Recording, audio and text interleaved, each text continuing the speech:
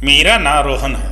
मैनू नहीं पता सी कि एक दिन मेरी किस्मत मैनू किस मोड़ ते लैके चली जाएगी। दुबई दी रहण वालियां औरतां 15 साल दे नौकर रख के उन्हां नूं ज़्यादा तनख्वाह क्यों दिया करदी सी। इंडिया तो भज के एक घट उम्र का मुंडा जो दुबई विच नौकरी करया करदा सी उसने आके सब कुछ दस दिता। इस मुंडे की कहानी सुन के तुहाडे भी होश उड़ जाणगे। लोग हमेशा कुड़ियां नूं चंगी किस्मत का आशीर्वाद दिंदे हन, आखिर मुंडिਆਂ ਨੂੰ ਚੰਗੀ ਕਿਸਮਤ ਦੇ ਹੋਣ ਦੇ ਆਸ਼ੀਰਵਾਦ ਕਿਉਂ ਨਹੀਂ ਦਿੱਤੇ ਜਾਂਦੇ। ਮੁੰਡਿਆਂ ਨੂੰ ਵੀ ਉਨੇ ਹੀ ਪਿਆਰ, ਸਨਮਾਨ ਤੇ ਆਸ਼ੀਰਵਾਦ ਦੀ ਜ਼ਰੂਰਤ ਹੁੰਦੀ ਹੈ ਜਿੰਨੀ ਕਿ ਕੁੜੀਆਂ ਨੂੰ ਹੁੰਦੀ ਹੈ। ਬਦਸੁਰਤੀ ਦਾ ਤਾਨਾ ਜੇ ਕਿਸੇ ਕੁੜੀ ਦੇ ਦਿਲ ਨੂੰ ਜ਼ਖਮੀ ਕਰ ਸਕਦਾ ਹੈ ਤਾਂ ਕੀ ਕਦੇ ਕਿਸੇ ਨੇ ਇਹ ਸੋਚਣ ਦੀ ਕੋਸ਼ਿਸ਼ ਕੀਤੀ ਹੈ ਕਿ ਉਹੀ ਤਾਨਾ ਮੁੰਡਿਆਂ ਦਾ ਵੀ ਦਿਲ ਦੁਖਾ ਦਿੰਦਾ ਹੈ। ਮੈਂ ਜਦੋਂ ਤੋਂ ਜਨਮ ਲਿਆ ਸੀ ਮੈਂ ਹਰ ਪਾਸੇ ਗਰੀਬੀ ਹੀ ਗਰੀਬੀ ਦੇਖੀ ਸੀ। ਮੇਰੇ ਘਰ ਵਿੱਚ ਮੇਰੇ ਪਿਤਾ ਜੀ ਇਕੱਲੇ ਹੀ ਕਮਾਉਣ ਵਾਲੇ ਸੀ ਤੇ ਬਾਕੀ ਲੋਕ ਬੈਠ ਕੇ ਖਾਣ ਵਾਲੇ। ਪਰੇਸ਼ਾਨੀ ਤਾਂ ਇਹ ਸੀ ਕਿ ਮੈਂ ਆਪਣੇ ਪਿਤਾ ਜੀ ਦਾ ਇਕਲੌਤਾ ਮੁੰਡਾ ਸੀ ਤੇ ਮੇਰੀ ਬਾਕੀ 8 ਭੈਣਾਂ ਸੀ। ਮੈਂ ਸਭ ਤੋਂ ਵੱਡਾ ਸੀ। ਮੇਰੀਆਂ ਸਾਰੀਆਂ ਭੈਣਾਂ ਮੇਰੇ ਤੋਂ ਛੋਟੀਆਂ ਸੀ ਤੇ ਪੂਰੀ 8 ਭੈਣਾਂ ਦਾ ਮੈਂ ਇਕਲੌਤਾ ਭਰਾ ਸੀ। ਕਹਿੰਦੇ ਹਨ ਕਿ ਘਰ ਦਾ ਵੱਡਾ ਮੁੰਡਾ ਹੀ ਘਰ ਦਾ ਜ਼ਿੰਮੇਦਾਰ ਹੁੰਦਾ ਹੈ ਤੇ ਮੁੰਡਾ ਹੀ ਆਪਣੇ ਪਿਤਾ ਦਾ ਸੀਨਾ ਗਰਮ ਨਾਲ ਚੌੜਾ ਕਰ ਜਾਂਦਾ ਹੈ। ਮਾਤਾ ਪਿਤਾ ਸੋਚਦੇ ਹਨ ਕਿ ਇਹੀ ਸਾਡਾ ਸਹਾਰਾ ਬਣੇਗਾ, ਪਰ ਮੇਰਾ ਹਿਸਾਬ ਥੋੜਾ ਅਲੱਗ ਸੀ। ਮੇਰੇ ਘਰ ਵਿੱਚ ਸਾਰੇ ਲੋਕ ਬਿਲਕੁਲ ਠੀਕ ਸੀ, ਸਮਝਦਾਰੀ ਵਿੱਚ, ਖੂਬਸੂਰਤੀ ਵਿੱਚ ਤੇ ਕੱਦ ਕਾਠੇ ਵਿੱਚ, ਸਿਹਤ ਵਿੱਚ ਵੀ। ਪਰ ਮੈਂ ਹੀ ਪਤਾ ਨਹੀਂ ਕਿਸ ਤੇ ਚਲਾ ਗਿਆ ਸੀ। ਮੇਰਾ ਕੱਦ ਬਚਪਨ ਤੋਂ ਹੀ ਬਹੁਤ ਛੋਟਾ ਰਹਿ ਗਿਆ ਸੀ, ਸਿਹਤ ਵੀ ਬਹੁਤ ਘੱਟ ਸੀ। ਮੈਂ ਦੇਖਣ ਵਿੱਚ ਬਿਲਕੁਲ 14-15 ਸਾਲ ਦਾ ਬੱਚਾ ਲੱਗਦਾ ਸੀ, ਹਾਲਾਂਕਿ ਮੇਰੀ ਉਮਰ 25 ਸਾਲ ਹੋਣ ਵਾਲੀ ਸੀ। ਲੋਕ ਬਚਪਨ ਤੋਂ ਹੀ ਮੇਰੀ ਸਿਹਤ ਤੇ ਕੱਦ ਘੱਟ ਹੋਣ ਦੀ ਵਜ੍ਹਾ ਨਾਲ ਮੇਰਾ ਮਜ਼ਾਕ ਬਣਾਇਆ ਕਰਦੇ ਸੀ। ਮੇਰੇ ਘੱਟ ਕੱਦ ਹੋਣ ਦੀ ਵਜ੍ਹਾ ਨਾਲ ਸਾਰੇ ਲੋਕ ਮੇਰੇ ਤੋਂ ਦੂਰ ਭੱਜਦੇ ਸੀ। ਕੋਈ ਮੇਰਾ ਦੋਸਤ ਵੀ ਨਹੀਂ ਸੀ। ਮੇਰੇ ਦਦਿਆਲ ਵਿੱਚ, ਮੇਰੇ ਨਨਿਹਾਲ ਵਿੱਚ ਜਿੰਨੇ ਵੀ ਮੇਰੇ ਭਾਈ ਸਨ ਸਾਰੇ ਚੰਗੇ ਖੂਬਸੂਰਤ ਜਵਾਨ ਤੇ ਚੰਗੀ ਕੱਦ ਕਾਠੀ ਦੇ ਸੀ ਤੇ ਸਾਰੀਆਂ ਕੁੜੀਆਂ ਉਹਨਾਂ ਤੇ ਮਰਦੀਆਂ ਸੀ। ਮੈਨੂੰ ਤਾਂ ਕੋਈ ਕੁੜੀ ਘਾਹ ਤੱਕ ਨਹੀਂ ਪਾਉਂਦੀ ਸੀ। ਮੈਂ ਬਹੁਤ ਪੜ੍ਹਾਈ ਕੀਤੀ ਹੋਈ ਸੀ। ਪੜ੍ਹ ਲਿਖ ਕੇ ਹੀ ਮੈਂ ਕੋਈ ਚੰਗੀ ਨੌਕਰੀ ਹਾਸਲ ਕਰਨ ਦੀ ਕੋਸ਼ਿਸ਼ ਕਰਦਾ ਸੀ, ਪਰ ਜ਼ਮਾਨੇ ਵਿੱਚ ਚੰਗਾ ਮੁਕਾਮ ਪਾਉਣ ਲਈ ਚੰਗਾ ਦਿਖਣ ਦੀ ਜ਼ਰੂਰਤ ਹੁੰਦੀ ਹੈ, ਪਰ ਅਜਿਹਾ ਮੇਰੀ ਕਿਸਮਤ ਵਿੱਚ ਹੀ ਨਹੀਂ ਸੀ। ਪੜ੍ਹ ਲਿਖ ਕੇ ਜਦੋਂ ਨੌਕਰੀ ਹਾਸਲ ਕਰ ਨਿਕਲਿਆ ਤਾਂ ਪਤਾ ਚੱਲਿਆ ਕਿ ਕਾਬਲੀਅਤ ਤੋਂ ਜ਼ਿਆਦਾ ਤੁਹਾਡੀ ਪਰਸਨੈਲਿਟੀ ਚੰਗੀ ਹੋਣੀ ਚਾਹੀਦੀ ਹੈ। ਉਸ ਸਮੇਂ ਲੋਕ ਤੁਹਾਨੂੰ ਪਸੰਦ ਕਰਦੇ ਹਨ ਤੇ ਨੌਕਰੀ ਦਿੰਦੇ ਹਨ। ਮੈਂ ਇੱਕ ਜਗ੍ਹਾ ਨੌਕਰੀ ਦੇ ਇੰਟਰਵਿਊ ਲਈ ਗਿਆ ਤਾਂ ਉੱਥੇ ਪਹਿਲਾਂ ਤੋਂ ਹੀ 2-3 ਮੁੰਡੇ ਮੌਜੂਦ ਸੀ। ਉਹਨਾਂ ਦਾ ਉੱਚਾ ਲੰਬਾ ਕੱਦ ਸੀ ਤੇ ਦੇਖਣ ਵਿੱਚ ਵੀ ਸੋਹਣੇ ਸੀ। ਉਹਨਾਂ ਮੁੰਡਿਆਂ ਦੀ ਪੜ੍ਹਾਈ ਕੁਝ ਇੰਨੀ ਖਾਸ ਨਹੀਂ ਸੀ, ਪਰ ਮੇਰੇ ਮੁਕਾਬਲੇ ਉਹ ਦੇਖਣ ਵਿੱਚ ਬਹੁਤ ਚੰਗੇ ਸੀ। ਇਸ ਵੇਸ ਤੇ ਉਹਨਾਂ ਨੂੰ ਰੱਖ ਲਿਆ ਗਿਆ। ਤੰਗ ਆ ਕੇ ਮੈਂ ਇੱਕ ਸਕੂਲ ਵਿੱਚ ਟੀਚਰ ਬਣਨ ਦੇ ਲਈ ਸੋਚਿਆ, ਪਰ ਮੈਨੂੰ ਕੀ ਪਤਾ ਸੀ ਕਿ ਉੱਥੇ ਟੀਚਰ ਦੀ ਜਗ੍ਹਾ ਮਾਡਲ ਰੱਖੇ ਜਾਂਦੇ ਹਨ। ਜਿਵੇਂ ਹੀ ਮੈਂ ਇੰਟਰਵਿਊ ਦੇਣਾ ਸ਼ੁਰੂ ਕੀਤਾ ਤਾਂ ਉੱਥੇ ਦੇ ਪ੍ਰਿੰਸੀਪਲ ਨੇ ਮੇਰੀ ਬਹੁਤ ਬੇਇੱਜ਼ਤੀ ਕੀਤੀ ਤੇ ਕਹਿਣ ਲੱਗਾ, ਤੂੰ ਤਾਂ ਖੁਦ ਦੇਖਣ ਵਿੱਚ ਬੱਚੇ ਜਿਹਾ ਲੱਗਦਾ ਹੈ। ਅਜਿਹਾ ਲੱਗਦਾ ਹੈ ਜਿਵੇਂ 10ਵੀਂ ਕਲਾਸ ਦਾ ਵਿਦਿਆਰਥੀ ਹੋਵੇ। ਤੇਰੇ ਤੋਂ ਬੱਚੇ ਹੈਂਡਲ ਨਹੀਂ ਹੋਣਗੇ। ਉਹ ਤੈਨੂੰ ਆਪਣਾ ਟੀਚਰ ਨਹੀਂ ਬਲਕਿ ਆਪਣਾ ਕਲਾਸਮੇਟ ਹੀ ਸਮਝਣਗੇ। ਉਹਨਾਂ ਦੀਆਂ ਗੱਲਾਂ ਮੇਰੇ ਦਿਲ ਨੂੰ ਜ਼ਖਮੀ ਕਰ ਗਈਆਂ। ਜੇ ਮੇਰਾ ਕੱਦ ਘੱਟ ਸੀ ਤਾਂ ਕੀ ਇਸ ਵਿੱਚ ਮੇਰਾ ਕਸੂਰ ਸੀ? ਮੇਰਾ ਕੱਦ 4 ਫੁੱਟ 10 ਇੰਚ ਸੀ ਤਾਂ ਮੇਰੀ ਸਿਹਤ ਕਿੱਥੋਂ ਬਣਦੀ? ਗਰੀਬ ਦੇ ਘਰ 2 ਸਮੇਂ ਦਾ ਖਾਣਾ ਬਣ ਜਾਵੇ ਇਹੀ ਬਹੁਤ ਵੱਡੀ ਗੱਲ ਹੈ। ਉਹ ਦੁੱਧ, ਅੰਡੇ, ਫਲ, ਸਬਜ਼ੀਆਂ ਜਿਹੀਆਂ ਚੀਜ਼ਾਂ ਕਿੱਥੋਂ ਲੈ ਆਉਂਦੇ? ਆਪਣੀ ਬੇਇੱਜ਼ਤੀ ਤੇ ਮੈਨੂੰ ਬਹੁਤ ਰੋਣਾ ਆ ਰਿਹਾ ਸੀ। ਮੈਂ ਆਪਣੀ ਫਾਈਲ ਵਿੱਚ ਆਪਣਾ ਮੂੰਹ ਲੁਕਾ ਕੇ ਉੱਥੋਂ ਬਾਹਰ ਨਿਕਲ ਆਇਆ ਤੇ ਆ ਕੇ ਬਾਹਰ ਸੜਕ ਦੇ ਕਿਨਾਰੇ ਬੈਠ ਗਿਆ। ਸਾਰੇ ਲੋਕ ਰਸਤੇ ਵਿੱਚ ਆ ਜਾ ਰਹੇ ਸੀ, ਪਰ ਕਿਸੇ ਦਾ ਧਿਆਨ ਮੇਰੇ ਤੇ ਨਹੀਂ ਜਾ ਰਿਹਾ ਸੀ। ਮੈਂ ਉੱਥੇ ਬੈਠ ਕੇ ਰੋ ਰਿਹਾ ਸੀ ਤੇ ਰੋ ਰੋ ਕੇ ਆਪਣੇ ਦਿਲ ਨੂੰ ਹਲਕਾ ਕਰਨਾ ਚਾਹੁੰਦਾ ਸੀ। ਮੈਂ ਰੱਬ ਤੋਂ ਸ਼ਿਕਾਇਤ ਕੀਤੀ ਕਿ ਉਸਨੇ ਮੈਨੂੰ ਅਜਿਹਾ ਕਿਉਂ ਬਣਾਇਆ ਹੈ। ਕੀ ਹੋ ਜਾਂਦਾ ਜੇ ਉਹ ਮੈਨੂੰ ਵੀ ਦੂਜੇ ਲੋਕਾਂ ਦੀ ਤਰ੍ਹਾਂ ਸੋਹਣਾ, ਚੰਗਾ ਤੇ ਸਿਹਤ ਵਾਲਾ ਬਣਾ ਦਿੰਦਾ? ਤਾਂ ਮੇਰੀ ਐਵੇਂ ਬੇਇੱਜ਼ਤੀ ਤਾਂ ਨਹੀਂ ਹੁੰਦੀ। ਲੋਕ ਕਿਤੇ ਵੀ ਕਿਸੇ ਦੇ ਵੀ ਸਾਹਮਣੇ ਬੇਇੱਜ਼ਤ ਕਰ ਦਿੰਦੇ ਸੀ। ਮੈਂ ਘਰ ਵਿੱਚ ਜਦੋਂ ਆਪਣਾ ਮੂੰਹ ਲਟਕਾ ਕੇ ਜਾਂਦਾ ਸੀ ਤਾਂ ਉਹਨਾਂ ਨੂੰ ਇਹ ਪਤਾ ਚੱਲ ਜਾਂਦਾ ਕਿ ਮੈਨੂੰ ਨੌਕਰੀ ਨਹੀਂ ਮਿਲੀ ਤਾਂ ਉਹਨਾਂ ਦਾ ਵੀ ਮੂੰਹ ਲਟਕ ਜਾਂਦਾ ਸੀ ਤੇ ਉਹਨਾਂ ਦੀਆਂ ਅੱਖਾਂ ਵਿੱਚ ਹੰਝੂ ਆ ਜਾਂਦੇ ਸੀ, ਕਿਉਂਕਿ ਮੇਰੇ ਪਿਤਾ ਵੀ ਹੁਣ ਬੁੱਢੇ ਹੋ ਰਹੇ ਸੀ। ਉਹਨਾਂ ਦਾ ਇਕਲੌਤਾ ਸਹਾਰਾ ਮੈਂ ਹੀ ਸੀ। ਮੈਂ ਆਪਣੀ ਸ਼ਰਮਿੰਦਗੀ ਦੀ ਵਜ੍ਹਾ ਨਾਲ ਆਪਣੇ ਪਿਤਾ ਨਾਲ ਅੱਖਾਂ ਨਹੀਂ ਮਿਲਾ ਪਾਉਂਦਾ ਸੀ। ਮੈਂ ਸੜਕ ਦੇ ਕਿਨਾਰੇ ਬੈਠਾ ਹੋਇਆ ਆਪਣੀਆਂ ਅੱਖਾਂ ਤੇ ਹੱਥ ਰੱਖ ਕੇ ਰੋ ਰਿਹਾ ਸੀ ਤੇ ਆਪਣੀ ਕਿਸਮਤ ਨੂੰ ਬੁਰੀ ਤਰ੍ਹਾਂ ਨਾਲ ਕੋਸ ਰਿਹਾ ਸੀ, ਜਿਸ ਨੇ ਮੇਰੀ ਕਿਸਮਤ ਸਿਰਫ ਰੋਣਾ ਹੀ ਲਿਖ ਦਿੱਤਾ ਸੀ। ਲੋਕਾਂ ਦਾ ਕਹਿਣਾ ਸੀ ਕਿ ਮਰਦ ਰੋਂਦਾ ਨਹੀਂ ਹੈ, ਪਰ ਲੋਕਾਂ ਨੂੰ ਕੀ ਪਤਾ ਕਿ ਮਰਦ ਨੂੰ ਵੀ ਦਰਦ ਹੁੰਦਾ ਹੈ। ਉਹ ਵੀ ਆਪਣੀ ਕਿਸਮਤ ਤੇ ਬਹੁਤ ਰੋਂਦਾ ਹੈ, ਪਰ ਸਭ ਦੇ ਸਾਹਮਣੇ ਨਹੀਂ ਰੋਂਦਾ। ਮੈਂ ਵੀ ਲੁਕ ਲੁਕ ਕੇ ਰੋ ਰਿਹਾ ਸੀ ਤਾਂ ਕਿ ਮੇਰੀ ਇੱਜ਼ਤ ਰਹਿ ਸਕੇ। ਮੈਂ ਲੋਕਾਂ ਦੇ ਸਾਹਮਣੇ ਰੋ ਕੇ ਆਪਣੀ ਫਿਰ ਤੋਂ ਬੇਇੱਜ਼ਤੀ ਕਰਵਾਉਣਾ ਨਹੀਂ ਚਾਹੁੰਦਾ ਸੀ। ਹੁਣ ਮੈਂ ਉੱਥੇ ਬੈਠਾ ਆਪਣੇ ਹੰਝੂ ਪੁੰਝ ਹੀ ਰਿਹਾ ਸੀ ਕਿ ਮੈਂ ਇੱਕ ਆਦਮੀ ਨੂੰ ਆਪਣੇ ਵੱਲ ਆਉਂਦੇ ਦੇਖਿਆ। ਮੇਰੇ ਕੋਲ ਆ ਕੇ ਉਸਨੇ ਬਹੁਤ ਪਿਆਰ ਭਰੇ ਸ਼ਬਦਾਂ ਵਿੱਚ ਪੁੱਛਿਆ। ਉਹ ਮੇਰੇ ਕੋਲ ਆ ਕੇ ਕਹਿਣ ਲੱਗਿਆ, ਕੀ ਹੋਇਆ ਬੇਟਾ, ਕਿਉਂ ਰੋ ਰਿਹਾ ਹੈ? ਕਿਸ ਸਕੂਲ ਦੇ ਟੀਚਰ ਨੇ ਤੇਰੀ ਪਿਟਾਈ ਕੀਤੀ ਹੈ ਜਾਂ ਫਿਰ ਕੋਈ ਹੋਰ ਗੱਲ ਹੈ? ਉਹ ਸ਼ਾਇਦ ਮੈਨੂੰ ਸਕੂਲ ਵਿੱਚ ਪੜ੍ਹਨ ਵਾਲਾ ਬੱਚਾ ਸਮਝ ਰਿਹਾ ਸੀ।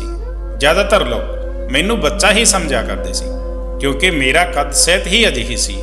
ਉਸਦੇ ਅਜਿਹਾ ਬੋਲਣ ਤੇ ਮੈਂ ਭੜਕ ਉੱਠਿਆ ਤੇ ਗੁੱਸੇ ਨਾਲ ਕਹਿਣ ਲੱਗਿਆ, ਹਾਂਜੀ, ਮੈਂ 9ਵੀਂ ਕਲਾਸ ਵਿੱਚ ਪੜ੍ਹਦਾ ਹਾਂ ਤੇ ਸਕੂਲ ਦੇ ਇੱਕ ਟੀਚਰ ਨੇ ਮੇਰੀ ਪਿਟਾਈ ਕੀਤੀ ਹੈ ਕਿਉਂਕਿ ਮੇਰੇ ਕੋਲ ਫੀਸ ਦੇਣ ਲਈ ਪੈਸੇ ਨਹੀਂ ਹਨ। ਇਹ ਗੱਲ ਸੀ, ਬਸ ਸੁਣ ਲਿਆ। ਮੈਂ ਆਪਣੀ ਫਾਈਲ ਉਠਾਈ ਤੇ ਬੜਬੜਾਉਂਦੇ ਹੋਏ ਅੱਗੇ ਵੱਲ ਚੱਲਣ ਲੱਗਿਆ। ਕੀ ਮੇਰੀ ਸ਼ਕਲ ਇੰਨੀ ਗਈ ਗੁਜ਼ਰੀ ਹੈ ਕਿ ਸਾਰੇ ਮੈਨੂੰ ਬੱਚਾ ਸਮਝ ਲੈਂਦੇ ਹਨ ਤੇ ਜਿਸ ਦੇ ਮੂੰਹ ਵਿੱਚ ਜੋ ਆਉਂਦਾ ਹੈ ਉਹ ਕਹਿ ਦਿੰਦਾ ਹੈ। ਇਹ ਆਦਮੀ ਮੈਨੂੰ ਅਜਿਹਾ ਤਾਂ ਵੀ ਕਹਿ ਸਕਦਾ ਸੀ ਕਿ ਕੀ ਹੋਇਆ ਭਾਈ, ਤੂੰ ਕਿਉਂ ਪਰੇਸ਼ਾਨ ਬੈਠਾ ਹੈ? ਮੈਂ ਤਾਂ ਗੁੱਸੇ ਵਿੱਚ ਉੱਠ ਕੇ ਚਲਾ ਜਾ ਰਿਹਾ ਸੀ। ਉਸ ਸਮੇਂ ਅਚਾਨਕ ਉਸ ਆਦਮੀ ਨੇ ਮੈਨੂੰ ਆਵਾਜ਼ ਲਗਾਈ ਤੇ ਮੇਰੇ ਕਦਮ ਰੁਕ ਗਏ ਸੀ। ਉਸਨੇ ਗੱਲ ਹੀ ਅਜਿਹੀ ਕਹੀ ਸੀ ਕਿ ਮੈਂ ਤੁਰੰਤ ਹੀ ਰੁਕ ਗਿਆ। ਉਸਨੇ ਕਿਹਾ ਸੀ ਕਿ ਮੇਰੇ ਤੋਂ ਪੈਸੇ ਲੈ ਲੈ, ਤੈਨੂੰ ਕਿੰਨੇ ਪੈਸਿਆਂ ਦੀ ਜ਼ਰੂਰਤ ਹੈ, ਮੈਂ ਦੇ ਦਿੰਦਾ ਹਾਂ। ਮੈਂ ਤਾਂ ਗੁੱਸੇ ਵਿੱਚ ਆ ਕੇ ਕਿਹਾ ਸੀ ਕਿ ਮੈਂ ਸਕੂਲ ਵਿੱਚ ਪੜ੍ਹਨ ਵਾਲਾ ਵਿਦਿਆਰਥੀ ਹਾਂ, ਪਰ ਉਹ ਤਾਂ ਮੇਰੀ ਗੱਲ ਨੂੰ ਸੱਚ ਸਮਝ ਬੈਠਾ ਸੀ। ਹੁਣ ਸ਼ਾਇਦ ਇਨਸਾਨੀਅਤ ਦੇ ਨਾਤੇ ਉਹ ਮੇਰੀ ਮਦਦ ਕਰਨਾ ਚਾਹ ਰਿਹਾ ਸੀ। ਮੈਂ ਪਲਟ ਕੇ ਉਸ ਨੂੰ ਕੁਝ ਕਹਿਣਾ ਚਾਹੁੰਦਾ ਸੀ, ਪਰ ਉਸ ਦੀ ਬਜਾਏ ਮੇਰੇ ਮੂੰਹ ਤੋਂ ਨਿਕਲ ਗਿਆ ਕਿ ਲਗਭਗ 10,000 ਰੁਪਏ ਦੀ ਜ਼ਰੂਰਤ ਹੈ। ਮੈਨੂੰ ਨਹੀਂ ਪਤਾ ਕਿ ਇਹ ਸਭ ਮੇਰੇ ਮੂੰਹ ਤੋਂ ਕਿਵੇਂ ਨਿਕਲ ਗਿਆ ਸੀ, ਪਰ ਉਸ ਆਦਮੀ ਨੇ ਤੁਰੰਤ ਹੀ ਆਪਣੀ ਜੇਬ ਤੋਂ ਪਰਸ ਕੱਢਿਆ ਤੇ ਆਪਣੇ ਪਰਸ ਵਿੱਚੋਂ 10,000 ਰੁਪਏ ਕੱਢ ਕੇ ਮੇਰੇ ਹੱਥ ਵਿੱਚ ਰੱਖ ਦਿੱਤੇ ਤੇ ਕਹਿਣ ਲੱਗਿਆ, ਮੇਰਾ ਘਰ ਇੱਥੋਂ ਥੋੜਾ ਹੀ ਅੱਗੇ ਹੈ, ਮੈਂ ਇੱਥੇ ਤੋਂ ਲੰਘ ਰਿਹਾ ਸੀ, ਤੈਨੂੰ ਰੋਂਦਾ ਹੋਇਆ ਦੇਖਿਆ ਤਾਂ ਸੋਚਿਆ ਕਿ ਪੁੱਛ ਲੈਂਦਾ ਹਾਂ, ਪਤਾ ਨਹੀਂ ਇਹ ਕਿਉਂ ਰੋ ਰਿਹਾ ਹੈ। ਤੈਨੂੰ ਜਦੋਂ ਵੀ ਮਦਦ ਦੀ ਜ਼ਰੂਰਤ ਹੋਵੇ ਤਾਂ ਤੂੰ ਮੈਨੂੰ ਦੱਸ ਦੇਣਾ। ਉਹ ਤਾਂ ਇਹ ਗੱਲ ਕਹਿ ਕੇ ਚਲਾ ਗਿਆ ਸੀ, ਪਰ ਮੈਂ ਸ਼ਰਮਿੰਦਗੀ ਦੀ ਵਜ੍ਹਾ ਨਾਲ ਆਪਣੀਆਂ ਨਜ਼ਰਾਂ ਨਹੀਂ ਉਠਾ ਪਾ ਰਿਹਾ ਸੀ। ਉਹ ਵਿਚਾਰਾ ਤਾਂ ਮੇਰੀ ਮਦਦ ਇਸ ਲਈ ਕਰ ਰਿਹਾ ਸੀ ਕਿਉਂਕਿ ਉਸ ਨੂੰ ਲੱਗਿਆ ਕਿ ਮੈਂ ਇੱਥੇ ਦਾ ਵਿਦਿਆਰਥੀ ਹਾਂ ਤੇ ਮੈਂ ਪਰੇਸ਼ਾਨ ਹਾਂ ਕਿਉਂਕਿ ਮੇਰੇ ਕੋਲ ਫੀਸ ਦੇ ਪੈਸੇ ਨਹੀਂ ਹਨ। ਜੇ ਉਸ ਨੂੰ ਪਤਾ ਚੱਲ ਜਾਂਦਾ ਕਿ ਮੈਂ 25 ਸਾਲ ਦਾ ਮੁੰਡਾ ਹਾਂ ਜੋ ਆਪਣੀ ਪੜ੍ਹਾਈ ਪੂਰੀ ਹੋਣ ਤੋਂ ਬਾਅਦ ਨੌਕਰੀ ਦੀ ਤਲਾਸ਼ ਵਿੱਚ ਘੁੰਮ ਰਿਹਾ ਹੈ, ਤਾਂ ਯਕੀਨਨ ਉਸ ਦਾ ਵਰਤਾਅ ਮੇਰੇ ਨਾਲ ਕੁਝ ਹੋਰ ਹੀ ਹੁੰਦਾ। ਮੈਂ ਪੈਸੇ ਲੈ ਕੇ ਘਰ ਗਿਆ ਤਾਂ ਮੇਰੀ ਮਾਂ ਬਹੁਤ ਖੁਸ਼ ਹੋਈ ਤੇ ਜਲਦੀ ਨਾਲ ਘਰ ਵਿੱਚ ਖਾਣਾ ਬਣਾਉਣ ਲਈ ਕੁਝ ਸਮਾਨ ਲੈਣ ਚਲੀ ਗਈ। ਮੈਂ ਬਹੁਤ ਬੁਰਾ ਜਿਹਾ ਫੀਲ ਕਰ ਰਿਹਾ ਸੀ ਕਿ ਮੈਂ ਕਿਸੇ ਤੋਂ ਗਲਤ ਤਰੀਕੇ ਨਾਲ ਮਦਦ ਲਈ ਹੈ। ਅਗਲੇ ਦਿਨ ਫਿਰ ਤੋਂ ਉਹੀ ਆਦਮੀ ਮੈਨੂੰ ਦੁਬਾਰਾ ਉਸ ਰਸਤੇ ਤੇ ਮਿਲ ਗਿਆ। ਉਸ ਨੂੰ ਦੇਖ ਕੇ ਮੇਰਾ ਦਿਲ ਕਰਨ ਲੱਗਿਆ ਕਿ ਮੈਂ ਉਸ ਨੂੰ ਸੱਚ ਦੱਸ ਦੇਵਾਂ, ਪਰ ਸੱਚ ਜਾਣਨ ਤੋਂ ਬਾਅਦ ਉਸ ਦੇ ਵਰਤਾਵ ਦੇ ਬਾਰੇ ਵਿੱਚ ਸੋਚਦੇ ਹੋਏ ਮੈਂ ਆਪਣੇ ਇਸ ਇਰਾਦੇ ਨੂੰ ਆਪਣੇ ਦਿਲ ਵਿੱਚੋਂ ਕੱਢ ਦਿੱਤਾ ਸੀ। ਉਹ ਮੈਨੂੰ ਦੇਖ ਕੇ ਕਹਿਣ ਲੱਗਿਆ, ਮੁੰਡੇ, ਜੇ ਤੂੰ ਕਿਸੇ ਨੌਕਰੀ ਦੀ ਤਲਾਸ਼ ਵਿੱਚ ਹੈ ਤਾਂ ਮੈਂ ਤੈਨੂੰ ਨੌਕਰੀ ਦਵਾ ਸਕਦਾ ਹਾਂ। ਮੈਂ ਜਾਣਦਾ ਹਾਂ ਤੂੰ ਇੱਕ ਮਜਬੂਰ ਮੁੰਡਾ ਹੈ ਤੇ ਤੈਨੂੰ ਨੌਕਰੀ ਦੀ ਜ਼ਰੂਰਤ ਹੈ। ਮੈਂ ਹੈਰਾਨੀ ਨਾਲ ਉਸ ਵੱਲ ਦੇਖਿਆ ਤੇ ਹੈਰਾਨੀ ਨਾਲ ਉਸ ਦੇ ਕੋਲ ਜਾ ਕੇ ਕਹਿਣ ਲੱਗਿਆ, ਇਸ ਦਾ ਮਤਲਬ ਹੈ ਕਿ ਤੁਸੀਂ ਜਾਣਦੇ ਹੋ ਕਿ ਮੈਂ ਸਕੂਲ ਦਾ ਵਿਦਿਆਰਥੀ ਨਹੀਂ ਹਾਂ। ਉਹ ਬਹੁਤ ਹੈਰਾਨ ਹੋ ਕੇ ਕਹਿਣ ਲੱਗਿਆ, ਹਾਂ, ਮੈਂ ਸਮਝ ਗਿਆ ਸੀ ਕਿਉਂਕਿ ਤੇਰੇ ਮੋਢਿਆਂ ਤੇ ਸਕੂਲ ਬੈਗ ਨਹੀਂ ਸੀ, ਬਲਕਿ ਤੇਰੇ ਹੱਥ ਵਿੱਚ ਇੰਟਰਵਿਊ ਦੀ ਫਾਈਲ ਸੀ। ਮੈਂ ਹੈਰਾਨ ਹੋ ਕੇ ਉਹਨਾਂ ਨੂੰ ਪੁੱਛਿਆ, ਸਭ ਕੁਝ ਜਾਣਦੇ ਹੋਏ ਵੀ ਤੁਸੀਂ ਮੇਰੀ ਮਦਦ ਕਿਉਂ ਕੀਤੀ? ਉਹ ਕਹਿਣ ਲੱਗਿਆ, ਕੱਲ ਮੈਂ ਤੇਰੇ ਕੰਮ ਆ ਗਿਆ ਸੀ, ਹੋ ਸਕਦਾ ਹੈ ਕਿ ਆਉਣ ਵਾਲੇ ਕੱਲ ਵਿੱਚ ਤੂੰ ਵੀ ਮੇਰੇ ਕੰਮ ਆ ਜਾਵੇ। ਮੈਂ ਕਿਹਾ, ਕੀ ਮਤਲਬ ਤੁਹਾਡਾ? ਮੈਂ ਤੁਹਾਡੇ ਕਿਸ ਤਰ੍ਹਾਂ ਨਾਲ ਕੰਮ ਆ ਸਕਦਾ ਹਾਂ? ਉਹ ਕਹਿਣ ਲੱਗਿਆ, ਮਤਲਬ ਨੂੰ ਛੱਡ, ਇਹ ਦੱਸ ਤੂੰ ਨੌਕਰੀ ਦੀ ਤਲਾਸ਼ ਕਰ ਰਿਹਾ ਹੈ ਨਾ? ਮੈਂ ਕਿਹਾ, ਜੀ, ਮੈਂ ਹਰ ਕੰਮ ਕਰਨ ਲਈ ਤਿਆਰ ਹਾਂ। ਜਿੱਦਾਂ ਦਾ ਕੰਮ ਤੁਸੀਂ ਮੈਨੂੰ ਦਿਓਗੇ ਮੈਂ ਉਦਾਂ ਦਾ ਹੀ ਕੰਮ ਕਰ ਦੇਵਾਂਗਾ। ਉਹ ਆਦਮੀ ਕਹਿਣ ਲੱਗਿਆ, ਮੇਰਾ ਨਾਂ ਸੰਜੀਵ ਹੈ ਤੇ ਮੈਂ ਇੱਕ ਆਟੋ ਰਿਕਸ਼ਾ ਵਾਲਾ ਹਾਂ। ਮੇਰਾ ਇੱਕ ਦੋਸਤ ਹੈ, ਉਸਨੇ ਮੈਨੂੰ ਦੱਸਿਆ ਸੀ ਕਿ ਉਸ ਨੂੰ ਦੁਬਈ ਵਿੱਚ ਕੰਮ ਕਰਨ ਲਈ ਮੁੰਡਿਆਂ ਦੀ ਜ਼ਰੂਰਤ ਹੈ। ਆਟੋ ਦੀ ਕਮਾਈ ਨਾਲ ਮੇਰਾ ਘਰ ਪਰਿਵਾਰ ਤਾਂ ਚੰਗਾ ਚੱਲ ਰਿਹਾ ਹੈ, ਪਰ ਆਟੋ ਨੂੰ ਖਰੀਦਣ ਲਈ ਪੈਸੇ ਵੀ ਹੋਣੇ ਚਾਹੀਦੇ ਹਨ। ਤੇਰੇ ਕੋਲ ਤਾਂ ਸ਼ਾਇਦ ਆਪਣਾ ਆਟੋ ਖਰੀਦਣ ਲਈ ਵੀ ਪੈਸੇ ਨਹੀਂ ਹੋਣਗੇ। ਇਸ ਲਈ ਮੈਂ ਸੋਚਿਆ ਕਿ ਤੈਨੂੰ ਇਸ ਦੁਬਈ ਵਾਲੀ ਨੌਕਰੀ ਦੇ ਬਾਰੇ ਵਿੱਚ ਦੱਸ ਦੇਵਾਂ। ਮੇਰਾ ਦੋਸਤ ਤੈਨੂੰ ਆਪਣੇ ਨਾਲ ਲੈ ਕੇ ਜਾਵੇਗਾ ਤੇ ਉੱਥੇ ਤੈਨੂੰ ਕੰਮ ਵੀ ਦਵਾ ਦੇਵੇਗਾ ਤੇ ਤੇਰੇ ਜਾਣ ਦੇ ਖਰਚੇ ਦੀ ਜ਼ਿੰਮੇਵਾਰੀ ਵੀ ਉਹੀ ਉਠਾਵੇਗਾ। ਉਸ ਆਦਮੀ ਦੀ ਇਹ ਗੱਲ ਸੁਣ ਕੇ ਤਾਂ ਮੈਂ ਬਹੁਤ ਖੁਸ਼ ਹੋ ਗਿਆ। ਉਸਨੇ ਦੱਸਿਆ ਕਿ ਪਰ ਇੱਕ ਸ਼ਰਤ ਹੈ। ਮੈਂ ਖੁਸ਼ ਹੁੰਦੇ ਹੋਏ ਪੁੱਛਿਆ ਕਿ ਕਿਹੜੀ ਸ਼ਰਤ ਹੈ?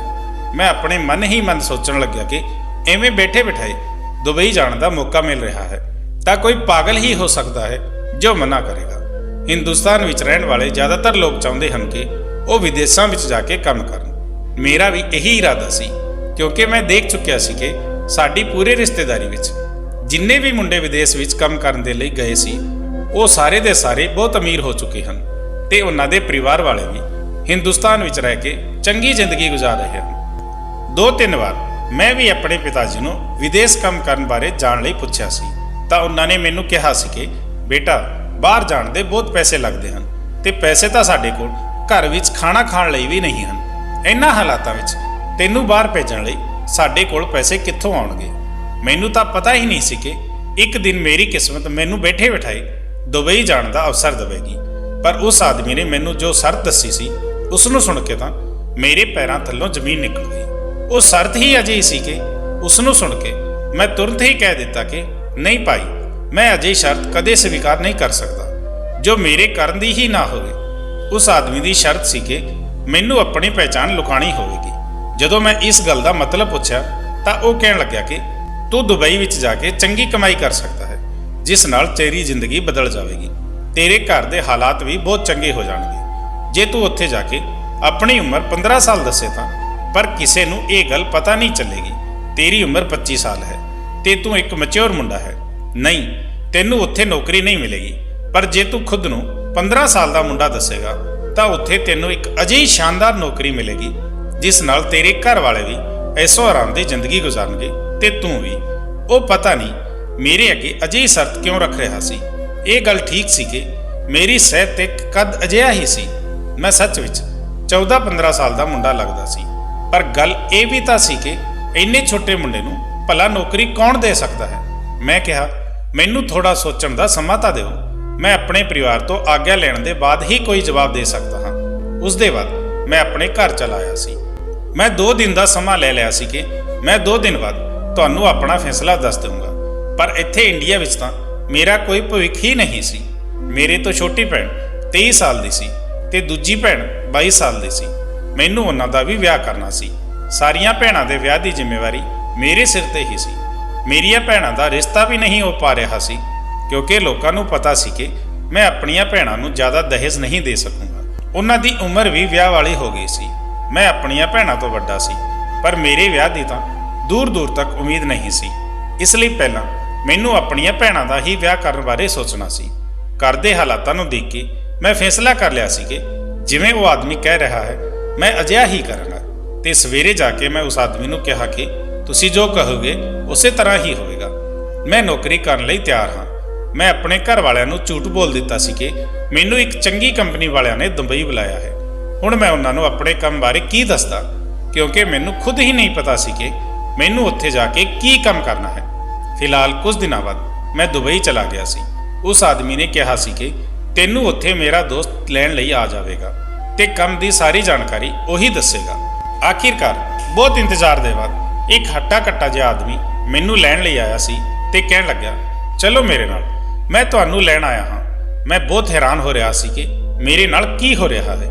ਮੈਨੂੰ ਨਹੀਂ ਪਤਾ ਸੀ ਮੈਨੂੰ ਇੱਥੇ ਕਿਸ ਕੰਮ ਦੇ ਲਈ ਬੁਲਾਇਆ ਗਿਆ ਹੈ ਤੇ ਮੇਰੀ ਉਸ ਆਦਮੀ ਨੂੰ ਪੁੱਛਣ ਦੀ ਹਿੰਮਤ ਨਹੀਂ ਹੋ ਰਹੀ ਸੀ ਕਿਉਂਕਿ ਉਹ ਸ਼ਕਲ ਤੋਂ ਹੀ ਬਹੁਤ ਸੀਰੀਅਸ ਇਨਸਾਨ ਲੱਗ ਰਿਹਾ ਸੀ। ਉਸ ਆਦਮੀ ਨੇ ਮੈਨੂੰ ਵੱਡੀ ਜਿਹੀ ਕਾਰ ਵਿੱਚ ਬੈਠਣ ਲਈ ਕਿਹਾ। ਮੈਂ ਕਾਰ ਵਿੱਚ ਬੈਠ ਗਿਆ ਤੇ ਲਗਭਗ 1 ਘੰਟੇ ਦੇ ਸਫ਼ਰ ਤੋਂ ਬਾਅਦ ਉਸਨੇ ਕਾਰ ਨੂੰ ਇੱਕ ਵੱਡੇ ਜਿਹੇ ਬੰਗਲੇ ਦੇ ਅੱਗੇ ਰੋਕ ਦਿੱਤਾ ਤੇ ਮੇਰੇ ਹੱਥ ਵਿੱਚ ਇੱਕ ਆਈਡੀ ਕਾਰਡ ਰੱਖ ਦਿੱਤਾ ਤੇ ਕਹਿਣ ਲੱਗਿਆ, ਤੂੰ ਅੰਦਰ ਜਾ ਕੇ ਇਹ ਦਿਖਾ ਦੇਣਾ। ਇਸ ਦੇ ਮੁਤਾਬਕ ਤੇਰੀ ਉਮਰ 15 ਸਾਲ ਹੈ ਤੇ ਤੇਰਾ ਨਾਮ ਮੋਹਿਤ ਹੈ ਤੇ ਖਬਰਦਾਰ, ਜੋ ਤੂੰ ਆਪਣਾ ਅਸਲੀ ਨਾਮ ਕਿਸੇ ਨੂੰ ਦੱਸਣ ਦੀ ਕੋਸ਼ਿਸ਼ ਕੀਤੀ, ਨਹੀਂ ਸਾਰੀ ਉਮਰ ਲਈ ਇੱਥੇ ਦੇ ਲੋਕ ਤੈਨੂੰ ਜੇਲ੍ਹ ਵਿੱਚ ਪਾ ਦੇਣਗੇ ਚੱਕੀ ਪੀਸਣ ਲਈ। ਉਸ ਦੀ ਡਰਾਵਨੀ ਜਿਹੀ ਗੱਲ ਸੁਣ ਕੇ ਮੇਰੇ ਹੋਸ਼ ਉੱਡ ਗਏ ਸੀ ਤੇ ਮੈਨੂੰ ਡਰ ਲੱਗਣ ਲੱਗਿਆ ਸੀ ਕਿਉਂਕਿ ਮੇਰੇ ਲਈ ਇਹ ਅਣਜਾਣ ਦੇਸ਼ ਸੀ ਤੇ ਇੱਥੇ ਮੇਰਾ ਕੋਈ ਆਪਣਾ ਵੀ ਨਹੀਂ ਸੀ। ਇਸ ਲਈ ਮੈਂ ਉਸ ਆਦਮੀ ਨੂੰ ਕੁਝ ਨਹੀਂ ਕਹਿ ਸਕਦਾ ਸੀ। ਪਤਾ ਨਹੀਂ ਕਿਉਂ ਅਜਿਹਾ ਮਹਿਸੂਸ ਹੋਣ ਲੱਗਿਆ ਸੀ ਕਿ ਮੈਂ ਕਿਸੇ ਕੈਦ ਵਿੱਚ ਆ ਗਿਆ ਹਾਂ। ਉਹ ਮੈਨੂੰ ਆਪਣੇ ਨਾਲ ਲੈ ਕੇ ਘਰ ਦੇ ਅੰਦਰ ਆ ਗਿਆ। ਇਹ ਇੱਕ ਦੁਬਈ ਦੇ ਸ਼ੇਖ ਦਾ ਘਰ ਸੀ ਜਿਸ ਦੀ ਪਤਨੀ ਖੂਬਸੂਰਤ ਕੱਪੜੇ ਪਹਿਨ ਕੇ ਮੇਰੇ ਸਾਹਮਣੇ ਆ ਗਈ ਤੇ ਮੈਨੂੰ ਸਿਰ ਤੋਂ ਲੈ ਕੇ ਪੈਰ ਤੱਕ ਦੇਖਣ ਲੱਗੀ। ਮੈਨੂੰ ਇਸ ਔਰਤ ਤੋਂ ਡਰ ਲੱਗ ਰਿਹਾ ਸੀ। ਦੇਖਿਆ ਜਾਂਦਾ ਹੈ ਤਾਂ ਉਹ ਉਮਰ ਵਿੱਚ ਮੇਰੇ ਤੋਂ ਕਈ ਸਾਲ ਵੱਡੀ ਲੱਗ ਰਹੀ ਸੀ। ਲਗਭਗ ਉਹ 35 ਸਾਲ ਦੀ ਹੋਵੇਗੀ। ਪਰ ਉਸ ਸਮੇਂ ਮੈਨੂੰ ਥੋੜਾ ਨਾਟਕ ਕਰਨਾ ਸੀ ਤਾਂ ਕਿ ਉਸ ਨੂੰ ਲੱਗੇ ਕਿ ਮੈਂ 15 ਸਾਲਾਂ ਦਾ ਇੱਕ ਨਾਬਾਲਗ ਬੱਚਾ ਹਾਂ। ਉਹ ਆਦਮੀ ਜਾਂਦੇ ਜਾਂਦੇ ਮੈਨੂੰ ਕਹਿ ਗਿਆ ਸੀ ਕਿ ਹੁਣ ਤੈਨੂੰ ਇੱਥੇ ਹੀ ਰਹਿਣਾ ਹੈ, ਤੇਰਾ ਕੰਮ ਬਸ ਇਹੀ ਹੈ ਕਿ ਤੈਨੂੰ ਮਾਲਕਨ ਦੇ ਪੂਰੇ ਘਰ ਦੀ ਸਫਾਈ ਕਰਨੀ ਹੈ ਤੇ ਮਾਲਕਿਨ ਦਾ ਖਿਆਲ ਰੱਖਣਾ ਹੈ, ਤੇ ਜੋ ਮਾਲਕਿਨ ਕਹੇ ਤੈਨੂੰ ਸਿਰਫ ਉਹੀ ਕਰਦੇ ਰਹਿਣਾ ਹੈ। ਇਸ ਦੇ ਬਦਲੇ ਵਿੱਚ ਤੂੰ ਇੰਡੀਆ ਆਪਣੇ ਘਰ ਵਿੱਚ 5 ਲੱਖ ਭੇਜ ਸਕੇਗਾ। 5 ਲੱਖ ਰੁਪਏ ਦੀ ਗੱਲ ਸੁਣ ਕੇ ਤਾਂ ਮੈਂ ਹੈਰਾਨ ਹੀ ਰਹਿ ਗਿਆ ਸੀ। ਆਉਂਦੇ ਹੀ ਇੰਨੇ ਜ਼ਿਆਦਾ ਪੈਸੇ, ਮੈਂ ਤਾਂ ਕਦੇ ਆਪਣੇ ਸੁਪਨੇ ਵਿੱਚ ਵੀ ਇੰਨੇ ਜ਼ਿਆਦਾ ਪੈਸਿਆਂ ਬਾਰੇ ਸੋਚਿਆ ਤੱਕ ਨਹੀਂ ਸੀ। ਮੈਂ ਦੁਬਈ ਦੀ ਭਾਸ਼ਾ ਸਮਝ ਨਹੀਂ ਸਕਦਾ ਸੀ, ਪਰ ਕੁਝ ਬੋਲ ਲੈਂਦਾ ਸੀ। ਮੈਂ ਸੋਚਿਆ ਸੀ ਕਿ ਮੈਂ ਮੋਬਾਈਲ ਦੇ ਜ਼ਰੀਏ ਸਾਰੀ ਭਾਸ਼ਾ ਸਿੱਖ ਜਾਊਂਗਾ। ਮਾਲਕਿਨ ਨੂੰ ਅਜਿਹਾ ਲੱਗਦਾ ਸੀ ਕਿ ਮੈਂ ਸ਼ਾਇਦ ਉਹਨਾਂ ਦੀ ਭਾਸ਼ਾ ਨਹੀਂ ਸਮਝ ਰਿਹਾ ਸੀ, ਇਸ ਲਈ ਮੈਨੂੰ ਇਸ਼ਾਰੇ ਨਾਲ ਸਾਰੇ ਘਰ ਦੀ ਸਫਾਈ ਕਰਨ ਬਾਰੇ ਕਹਿ ਰਹੀ ਸੀ। ਮੈਂ ਜਾਂਦੇ ਹੀ ਆਪਣੇ ਕੰਮ ਵਿੱਚ ਲੱਗਿਆ ਤੇ ਪੂਰੇ ਘਰ ਦੀ ਸਫਾਈ ਕਰਨ ਲੱਗਿਆ ਸੀ। ਮੈਂ ਦਿਲ ਲਗਾ ਕੇ ਆਪਣਾ ਕੰਮ ਕਰਦਾ ਸੀ ਤੇ ਮਨ ਹੀ ਮਨ ਸੋਚਣ ਲੱਗਿਆ ਕਿ ਇੰਡੀਆ ਵਿੱਚ ਬੈਠੇ ਲੋਕਾਂ ਲਈ ਬਾਹਰ ਦੇਸ਼ ਦੀ ਦੁਨੀਆ ਇੱਕ ਫੈਂਟੇਸੀ ਜਿਹੀ ਹੁੰਦੀ ਹੈ। ਇਹਨਾਂ ਨੂੰ ਕੀ ਪਤਾ ਕਿ ਬਾਹਰ ਜਾ ਕੇ ਕੀ ਕਰਨਾ ਪੈਂਦਾ ਹੈ ਤੇ ਕਿੰਨੀਆਂ ਮੁਸ਼ਕਲਾਂ ਦਾ ਸਾਹਮਣਾ ਕਰਨਾ ਪੈਂਦਾ ਹੈ। ਹੁਣ ਮੈਂ ਇੰਨਾ ਪੜ੍ਹਿਆ ਲਿਖਿਆ ਹੋ ਕੇ ਵੀ ਇੱਥੇ ਨੌਕਰ ਬਣ ਕੇ ਰਹਿ ਗਿਆ ਸੀ। ਫਿਲਹਾਲ ਮੈਨੂੰ ਤਾਂ ਪੈਸੇ ਚੰਗੇ ਮਿਲਦੇ ਸੀ। ਇਸ ਦੇ ਬਾਅਦ ਉਸ ਔਰਤ ਨੇ ਮੈਨੂੰ ਸਟੋਰ ਰੂਮ ਦੀ ਸਫਾਈ ਕਰਨ ਲਈ ਕਿਹਾ ਸੀ। ਉਹ ਸ਼ੇਖ ਦੀ ਪਤਨੀ ਮਤਬਲ ਮੇਰੀ ਮਾਲਕਨ ਬਹੁਤ ਖੂਬਸੂਰਤ ਔਰਤ ਸੀ। 35 ਸਾਲ ਦੇ ਹੋਣ ਦੇ ਬਾਵਜੂਦ ਵੀ ਉਹ ਬਿਲਕੁਲ 20 ਸਾਲ ਦੀ ਜਵਾਨ ਕੁੜੀ ਲੱਗਦੀ ਸੀ। ਇਹ ਗੱਲ ਮੈਨੂੰ ਬਾਅਦ ਵਿੱਚ ਪਤਾ ਚੱਲੀ ਕਿ ਉਸ ਦਾ ਪਤੀ ਮਹੀਨੇ ਵਿੱਚ ਸਿਰਫ ਇੱਕ ਦਿਨ ਲਈ ਹੀ ਉਸ ਦੇ ਕੋਲ ਆਉਂਦਾ ਹੈ, ਕਿਉਂਕਿ ਉਹ ਆਪਣੇ ਪਤੀ ਦੀ ਚੌਥੀ ਪਤਨੀ ਸੀ। ਸ਼ੇਖ ਲੋਕ ਤਾਂ ਵੈਸੇ ਵੀ ਕਈ ਵਿਆਹ ਕਰਦੇ ਹਨ, ਪਰ ਮੈਨੂੰ ਆਪਣੀ ਮਾਲਕਨ ਦੀਆਂ ਹਰਕਤਾਂ ਬਹੁਤ ਅਜੀਬ ਜਿਹੀਆਂ ਲੱਗਦੀਆਂ ਸੀ, ਕਿਉਂਕਿ ਨੋਰਮਲ ਦਿਨਾਂ ਵਿੱਚ ਵੀ ਉਹ ਬਹੁਤ ਚੰਗੇ ਤਰੀਕੇ ਨਾਲ ਤਿਆਰ ਹੋਇਆ ਕਰਦੀ ਸੀ। ਪਰ ਜਿਸ ਦਿਨ ਉਸ ਦਾ ਪਤੀ ਆਉਂਦਾ ਸੀ, ਉਹ ਆਪਣੀ ਹਾਲਤ ਅਜੀਬ ਜਿਹੀ ਬਣਾ ਲੈਂਦੀ ਸੀ। ਸਿੰਪਲ ਜਿਹੇ ਕੱਪੜੇ ਪਹਿਨ ਲਿਆ ਕਰਦੀ ਸੀ ਤੇ ਬਿਨਾਂ ਮੇਕਅਪ ਦੇ ਹੀ ਘਰ ਵਿੱਚ ਘੁੰਮਦੀ ਸੀ। ਮੈਨੂੰ ਮਾਲਕਨ ਦੇ ਇਸ ਵਰਤਾਵ ਦੀ ਕੁਝ ਸਮਝ ਨਹੀਂ ਆਉਂਦੀ ਸੀ ਤੇ ਮੈਂ ਇਹੀ ਸੋਚਦਾ ਸੀ ਕਿ ਪਤਾ ਨਹੀਂ ਉਹ ਅਜਿਹਾ ਕਿਉਂ ਕਰਦੀ ਹੈ। ਘਰ ਵਿੱਚ ਮੇਰੇ ਇਲਾਵਾ ਹੋਰ ਕੋਈ ਨੌਕਰ ਵੀ ਮੌਜੂਦ ਨਹੀਂ ਸੀ ਜਿਸ ਨੂੰ ਮੈਂ ਉਹਨਾਂ ਦਾ ਅਜਿਹਾ ਕਰਨ ਦੀ ਵਜ੍ਹਾ ਪੁੱਛ ਲੈਂਦਾ। ਫਿਲਹਾਲ ਜਦੋਂ ਮਾਲਕ ਹੁੰਦਾ ਤਾਂ ਮਾਲਕਿਨ ਖਾਣਾ ਵੀ ਆਪਣੇ ਹੱਥ ਨਾਲ ਹੀ ਬਣਾਇਆ ਕਰਦੀ ਸੀ। ਇਸ ਤਰ੍ਹਾਂ ਨਾਲ ਮਹੀਨੇ ਦੇ 2 ਦਿਨ ਮੈਨੂੰ ਖਾਣਾ ਵੀ ਨਹੀਂ ਬਣਾਉਣਾ ਪੈਂਦਾ ਸੀ ਤੇ ਮੈਂ ਬਿਲਕੁਲ ਵਿਹਲਾ ਰਹਿੰਦਾ ਸੀ। ਮਾਲਿਕ ਦੇ ਸਾਹਮਣੇ ਮਾਲਕਿਨ ਮੈਨੂੰ ਕੰਮ ਵੀ ਘੱਟ ਦੱਸਦੀ ਸੀ ਤੇ ਮੈਂ ਬਾਹਰ ਘੁੰਮਣ ਫਿਰਨ ਵੀ ਚਲਾ ਜਾਂਦਾ ਸੀ। ਉਦੋਂ ਮੇਰੀ ਮੁਲਾਕਾਤ ਇੱਕ ਮੁੰਡੇ ਨਾਲ ਹੋਈ ਜਿਸ ਦਾ ਨਾਂ ਸੌਰਵ ਸੀ। ਸੌਰਵ 15 ਸਾਲ ਦਾ ਮੁੰਡਾ ਸੀ। ਉਹ ਬਹੁਤ ਭੋਲਾ ਤੇ ਮਾਸੂਮ ਜਿਹਾ ਮੁੰਡਾ ਸੀ ਜੋ ਮੇਰੀ ਤਰ੍ਹਾਂ ਹੀ ਇੰਡੀਆ ਤੋਂ ਇੱਥੇ ਦੁਬਈ ਕੰਮ ਕਰਨ ਲਈ ਆਇਆ ਸੀ। ਉਸ ਦੇ ਜ਼ਰੀਏ ਮੈਨੂੰ ਪਤਾ ਚੱਲਿਆ ਕਿ ਇੱਥੋਂ ਦਾ ਅਸੂਲ ਕੀ ਹੈ। ਇੱਥੇ ਦੀਆਂ ਔਰਤਾਂ ਸਿਰਫ 10 ਸਾਲ ਤੋਂ ਲੈ ਕੇ 15 ਸਾਲ ਤੱਕ ਦੇ ਮੁੰਡਿਆਂ ਨੂੰ ਹੀ ਕੰਮ ਤੇ ਰੱਖਦੀਆਂ ਹਨ। ਅਜਿਹਾ ਕਿਉਂ ਸੀ? ਇਸ ਗੱਲ ਦਾ ਜਵਾਬ ਮੈਨੂੰ ਸੌਰਵ ਨਹੀਂ ਦੇ ਸਕਿਆ ਸੀ, ਕਿਉਂਕਿ ਜਵਾਬ ਉਸਦੇ ਕੋਲ ਵੀ ਨਹੀਂ ਸੀ। ਉਹ ਮੇਰਾ ਬਹੁਤ ਚੰਗਾ ਦੋਸਤ ਬਣ ਗਿਆ ਤੇ ਕਦੇ-ਕਦੇ ਅਸੀਂ ਇੱਕ ਦੂਜੇ ਨਾਲ ਆਪਣੇ ਦਿਲ ਦੀ ਗੱਲ ਵੀ ਕਰ ਲਿਆ ਕਰਦੇ ਸੀ। ਮੇਰੀ ਮਾਲਕਿਨ ਤਾਂ ਮੈਨੂੰ ਬੱਚਾ ਸਮਝਦੀ ਸੀ, ਇਸ ਲਈ ਕਦੇ-ਕਦੇ ਮੇਰੇ ਤੋਂ ਆਪਣਾ ਸਿਰ ਤੇ ਹੱਥ ਪੈਰ ਵੀ ਦਬਾ ਲਿਆ ਕਰਦੀ ਸੀ ਤੇ ਕਦੇ-ਕਦੇ ਤਾਂ ਕਮਰ ਦੀ ਮਾਲਿਸ਼ ਵੀ ਕਰਵਾ ਲੈਂਦੀ ਸੀ। ਇੱਕ ਪਰਾਈ ਔਰਤ ਨੂੰ ਛੂੰਹਦੇ ਹੋਏ ਮੈਨੂੰ ਬਹੁਤ ਸ਼ਰਮ ਆਉਂਦੀ ਸੀ, ਪਰ ਫਿਰ ਮੈਨੂੰ ਆਪਣੀ ਪਹਿਚਾਣ ਬਾਰੇ ਯਾਦ ਆ ਜਾਂਦਾ ਸੀ ਕਿ ਮੈਂ ਕੌਣ ਹਾਂ। ਮੇਰੀ ਪਹਿਚਾਣ ਤਾਂ ਇੱਥੇ ਕੁਝ ਹੋਰ ਹੈ। ਹੁਣ ਤੱਕ ਤਾਂ ਸਭ ਕੁਝ ਬਿਲਕੁਲ ਠੀਕ ਚੱਲ ਰਿਹਾ ਸੀ ਤੇ ਮੈਂ ਆਪਣੀ ਨੌਕਰੀ ਤੋਂ ਬਹੁਤ ਖੁਸ਼ ਤੇ ਬੇਫਿਕਰ ਸੀ ਤੇ ਆਪਣੇ ਘਰ ਵਿੱਚ ਵੀ ਹਰ ਮਹੀਨੇ ਪੈਸੇ ਭੇਜ ਦਿੰਦਾ ਸੀ।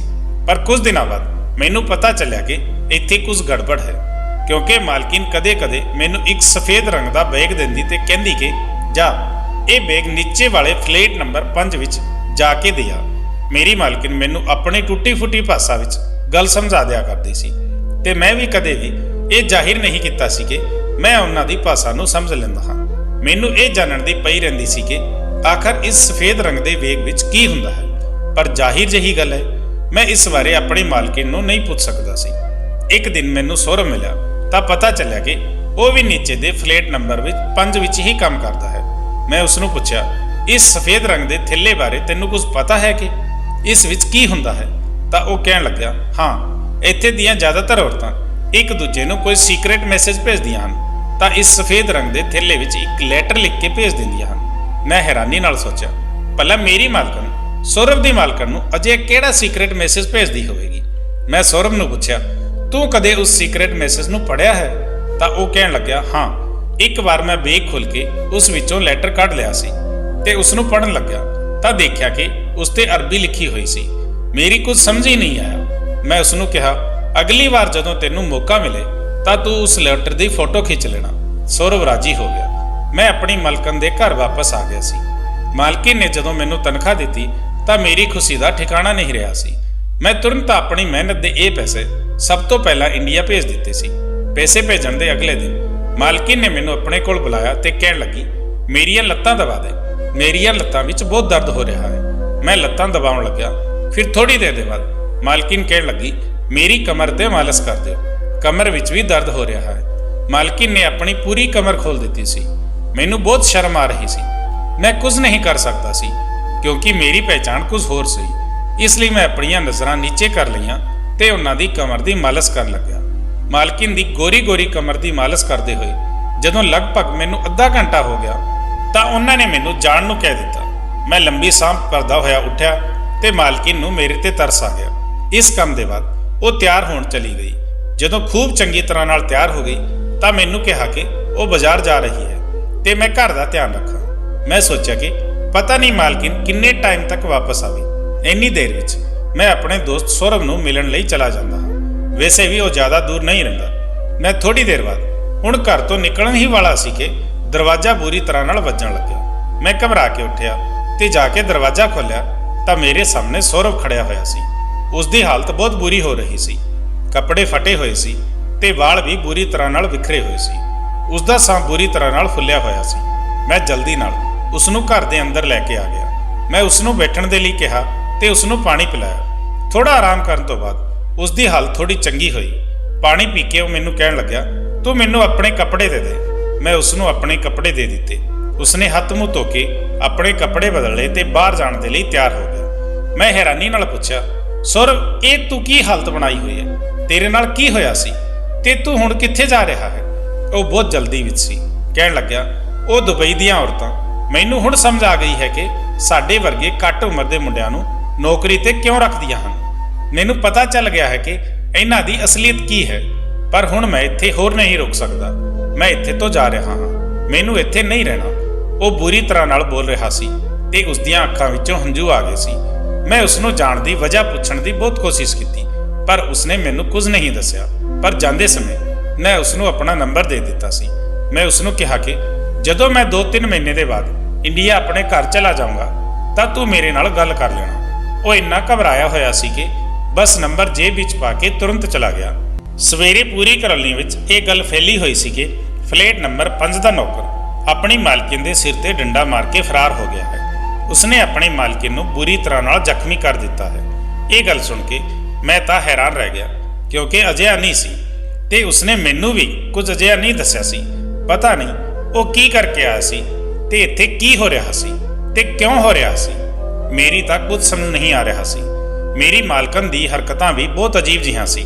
तां कि सारी मुंबई विच रहण वालियां मालकिन औरतां अजिहियां ही हुंदियां हन। मेरे दिमाग विच भी पता नहीं किस किस तरह के ख्याल आ रहे सी।